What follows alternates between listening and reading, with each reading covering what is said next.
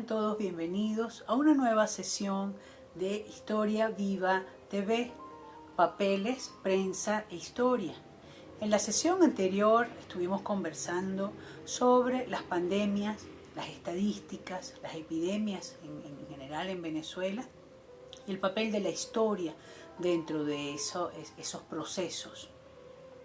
Hicimos referencia a la Iglesia, al papel fundamental y ese papel angular que tuvo la Iglesia en el periodo inicial del proceso de conquista y colonización, y que dentro de esas funciones de evangelización estaba el contar las almas. Al contar las almas detectaron no solo el número y la diversidad, sino también enfermedades, cómo se iba mermando la población de un determinado lugar, de un lugar específico, en función de las enfermedades. Y todo esto va a ser reportado en una especie de protoestadísticas o de registros que van a servir al historiador posteriormente para la reconstrucción de esos periodos históricos en cuanto a ocupación del territorio, población e incluso las enfermedades. Hablábamos también de las visitas pastorales de los obispos en su momento. Hablamos de Díez Madroñero, hablamos del obispo Mariano Martí, y que en sus visitas dejaron también un registro bastante detallado y minucioso. ¿Dónde está esa información? Mucha de esa información está en esos registros eclesiásticos, está en las crónicas, pero que ya después de la invención de la imprenta y la llegada del conquistador y el inicio de la prensa ya escrita, tal como la conocemos hoy día, pues entonces esa información va a estar reflejada en la prensa. En el caso de Venezuela, la prensa llega en 1808 y sabemos que es la Gaceta de Caracas, el primer periódico que se funda en tierra firme y que sale a la luz un 24 de octubre del año 1808. La Gaceta va a pasar de manos, dependiendo de quién tenga el poder en ese momento, en ese periodo, porque es prensa oficial. Nace después de 1810, del 19 de abril de 1810, la prensa independiente en Venezuela. Al lado de la prensa oficial va a jugar un papel fundamental en la ideologización en relación al nuevo pensamiento, a las nuevas ideas. Hablábamos también de José Domingo Díaz, hablábamos de Miguel José Sanz, del Semanario de Caracas. Y justo allí había quedado interrumpida o finalizada nuestra sesión anterior hablando de José Domingo Díaz. Y comentábamos que en esta nueva sesión retomaríamos el tema por allí. Señalamos que José Domingo Díaz dirige una sección de estadísticas en el Semanario de Caracas, al lado de Miguel José Sanz, que dirige la sección de política en este importantísimo periódico, porque además es el primer periódico independiente dentro de la historia del periodismo en Venezuela. José Domingo Díaz, aunque es un beligerante opositor de la causa patriota, de la causa republicana, pues trabaja con Díaz en esa sección, y a pesar de ser médico, hay poca información también, decíamos, hay poca información sobre las enfermedades y las epidemias.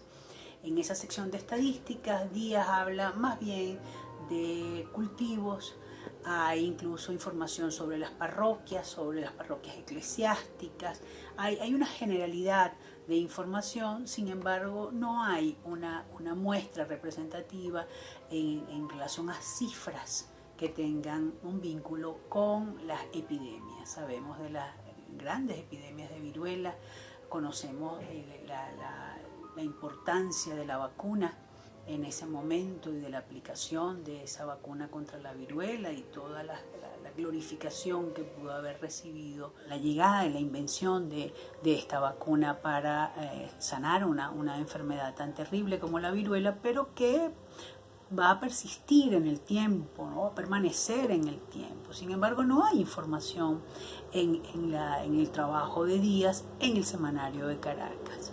José Domingo Díaz es un médico de origen pardo, y que va a tener una participación importante dentro del mundo del periodismo, más que dentro del mundo de la medicina. Y no es que no haya sido un médico y no haya ejercido, por supuesto que lo fue, y fue muy buen médico también. Sin embargo, la información nos llega más bien a través del periodismo y de algunos libros que escribió.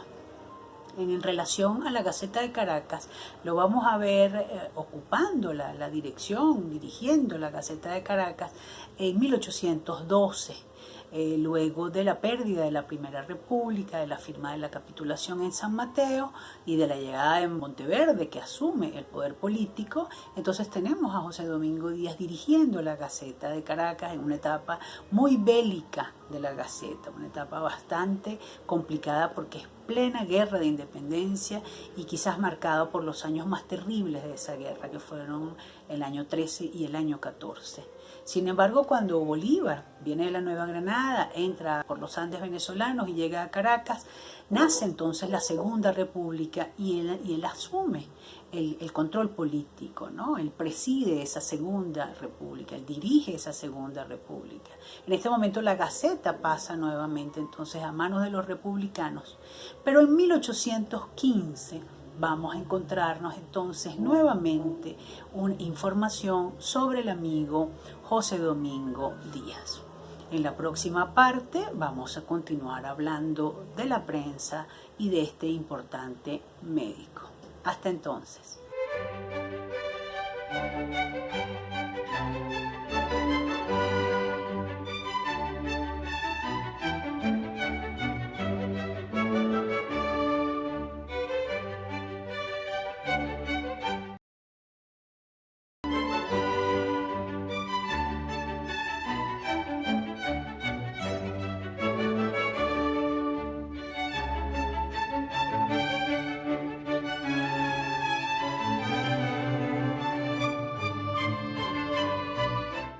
Continuando con nuestra sesión, estábamos conversando sobre José Domingo Díaz y señalábamos que lo volvemos a encontrar nuevamente en 1815, dirigiendo como director de la Gaceta de Caracas, y allí va a permanecer hasta 1821, dirigiendo la Gaceta. El papel de la Gaceta, acá por supuesto que es un periódico oficial. Este es un año muy importante, 1815 es el año de la Restauración Real. La Restauración Real se había dado en el año 14 y en el año 15 llega a Venezuela el primer ejército extranjero que va a intervenir en la guerra de independencia al mando de un mariscal de campo de un gran brillo en España durante las guerras napoleónicas, llamado Pablo Morillo. Entonces, en este año 15, con la Restauración Real y la llegada de Morillo, la Gaceta tiene un papel fundamental y José Domingo Díaz asume nuevamente ese rol. Vamos a encontrar entonces allí una sección de estadísticas, aunque no tiene el nombre de estadística como tal, hay información, hay algunos números que puedan servir para ilustrar esa parte del periódico, ¿no? Él va a utilizar entonces este instrumento como propaganda política. Incluso esas estadísticas van a funcionar como una forma o una manera de hacer oposición. Hay un conflicto social. Comentábamos que Díaz era pardo y además hijo de padre desconocido, lo que se llamaba como hijos expósitos. Esto va a marcar muchísimo la vida de José Domingo Díaz. Volviendo a lo de las estadísticas, quisiera citar, para no parafrasear, en un número de la Gaceta de Caracas de 1815, donde José Domingo Díaz afirma lo siguiente. Leemos en las páginas de la Gaceta que, valiéndose de algunas cifras de población, hace responsables a los patriotas de haber causado más muertes que las epidemias y las pestes. Cito. Se refiere en específico a la epidemia de viruela de 1816. Aquí debo agradecer al rey Fernando VII, a su gesto paternal al salvar 131.000 personas del pestilente contagio de una muerte segura. La referencia a la enfermedad de la peste acá es la viruela. Al mismo tiempo menciono que el decreto de guerra-muerte es el causante directo de más muertes. 221.847 personas han muerto gracias a ese terrible decreto entre 1812 y 1816. Esto va a dar inicio a una diatriba política, la primera diatriba que se conoce en la historia de Venezuela, liderada por José Domingo Díaz en la Gaceta de Caracas y que posteriormente va a recibir respuesta de Simón Bolívar desde el Correo del Orinoco. Y hablando del Correo del Orinoco, también vamos a encontrar allí una sección de estadísticas. La sección de estadísticas en el Correo del Orinoco no está relacionada directamente con las enfermedades.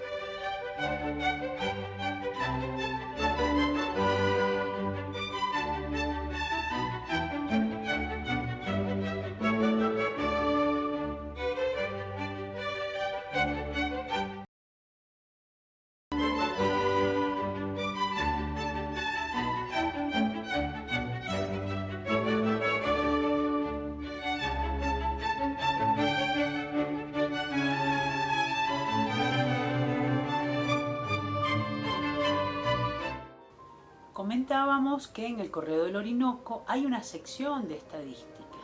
Es una sección que comienza a aparecer en el año 1820, pero que habla de nacimientos, de defunciones, habla de padres, ¿no? De la paternidad, quiénes son los padres, o en defecto la madre. Sin embargo, no hay mención alguna a las enfermedades. Es decir, que esta sección de estadística es numérica en fundamental de datos poblacionales, más no de enfermedades. Sin embargo, sabemos que muchísimas enfermedades van a diezmar no solo a la población, sino también a una tropa que estaba pues minimizada, no era numéricamente importante si tomamos en consideración lo que acabamos de mencionar de la llegada de las huestes españolas con don Pablo Morillo, y la referencia histórica es que era un ejército de más de 15.000 hombres en relación a un número infinitamente menor dentro de la causa republicana. El proceso de las estadísticas va a continuar su camino y hay información muy importante de parte de los viajeros. Y podemos hablar de Pons, y podemos hablar de Lavoisier, y podemos hablar de Alejandro de Humboldt. Ya a partir de 1830, con la Tercera República y el nacimiento de la Sociedad Económica de Amigos del País, allí hay una referencia muy importante a estadísticas, no solo en relación a enfermedades, sino estadísticas poblacionales, estadísticas en relación a vialidad, en relación a producción de alimentos, que es clave para poder entender ese periodo, ese proceso. Dentro de la prensa nos tropezamos nuevamente en nuestra búsqueda incesante, encontramos nuevamente a las enfermedades. Y es allí donde vamos a conversar un poco de ya otro personaje que no es José Domingo Díaz, sino Mariano de Talavera y Garcés. Mariano de Talavera y Garcés es un obispo muy importante, un obispo clave que tiene una participación activa en el proceso de independencia, pero que va a tener una vida muy larga, que va a nacer a finales del siglo XVIII, en 1777, y va a morir en 1863. Le va a tocar entonces vivir prácticamente todo el proceso de la colonia, por supuesto, ya en sus postrimerías, y la guerra de independencia. Él va a fundar un periódico en el año 1854, donde sí aparece ya con precisión las estadísticas en relación a la epidemia de cólera que va a azotar a Venezuela entre 1854 y 1856 durante el gobierno de los hermanos José Tadeo y José Gregorio Monagas.